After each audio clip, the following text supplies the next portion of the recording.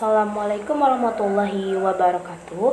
Perkenalkan, nama saya Salsabila dengan NIM B1B1 24004 Prodi Ilmu Pemerintahan. Di sini saya akan mengerjakan tugas Pancasila.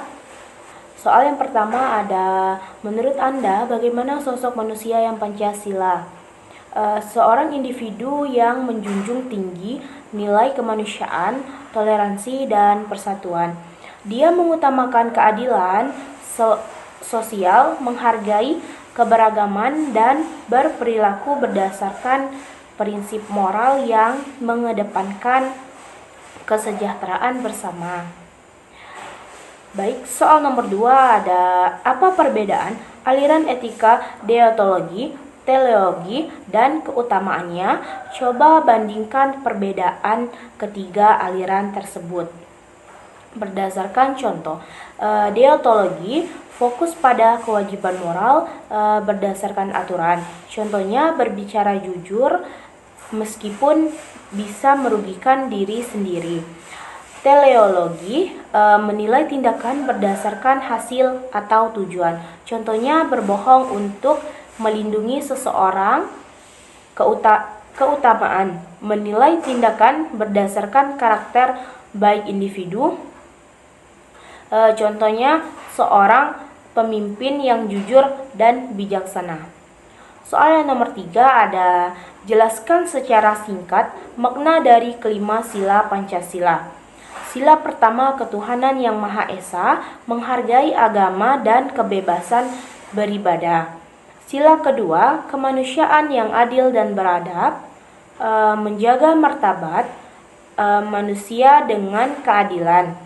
Sila ketiga, persatuan Indonesia, menjaga kesatuan bangsa dalam beragama.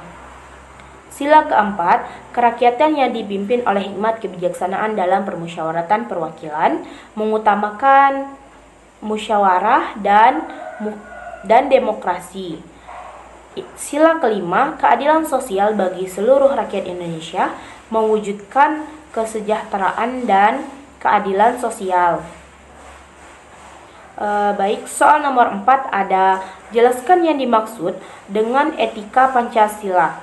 Etika Pancasila adalah nilai moral yang mengarahkan kehidupan bangsa Indonesia menuju keadilan, persatuan, dan kesejahteraan. Hal ini mencakup sikap saling menghormati, musyawarah, dan kepedulian terhadap sesama. Baik, soal nomor 5 ada, apa perbedaan antara moralitas individu, moralitas sosial, dan moralitas mondial? Individu, tindakan moral yang diambil oleh individu berdasarkan prinsip pribadi. Sosial, yang diterima dalam musyawarah untuk menjaga keharmonisan sosial. Mondial, yang berlaku di tingkat global seperti hak asasi manusia dan keadilan internasional. Soal nomor 6 ada, jelaskan pengertian dari prinsip-prinsip berpikir ilmiah berdasarkan objektif, rasionalogis, metodologis, dan sistematis. Objektif, berdasarkan fakta, tidak dipengaruhi opini pribadi. Rasionalogis, logis dan masuk akal. Metodologis, berproses melalui langkah-langkah yang terstruktur, sistematis, terorganisir dengan jelas dan teratur. Soal nomor 7 ada, jelaskan yang dimaksud dengan Pancasila sebagai paradigma pembangunan.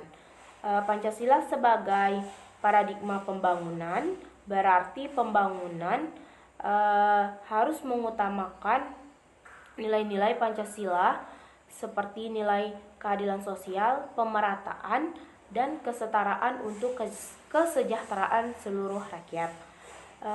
Baik, soal nomor 8 ada, apa kelebihan demokrasi Pancasila bila dibandingkan dengan demokrasi lain pada umumnya? Kelebihan demokrasi Pancasila lebih mengedepankan musyawarah dan mufakat, sehingga keputusan yang diambil mencerminkan kepentingan bersama, tidak hanya mayoritas. Hal ini menjaga keharmonisan dan keadilan sosial.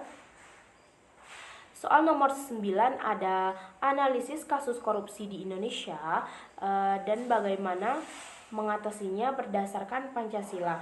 Korupsi di Indonesia bisa diminimalisir dengan memperkuat penegakan hukum dan pendidikan moral berdasarkan nilai Pancasila, penerapan prinsip keadilan sosial dan transparansi dalam pemerintahan juga penting untuk mengatasi masalah ini. Terima kasih. Wassalamualaikum warahmatullahi wabarakatuh.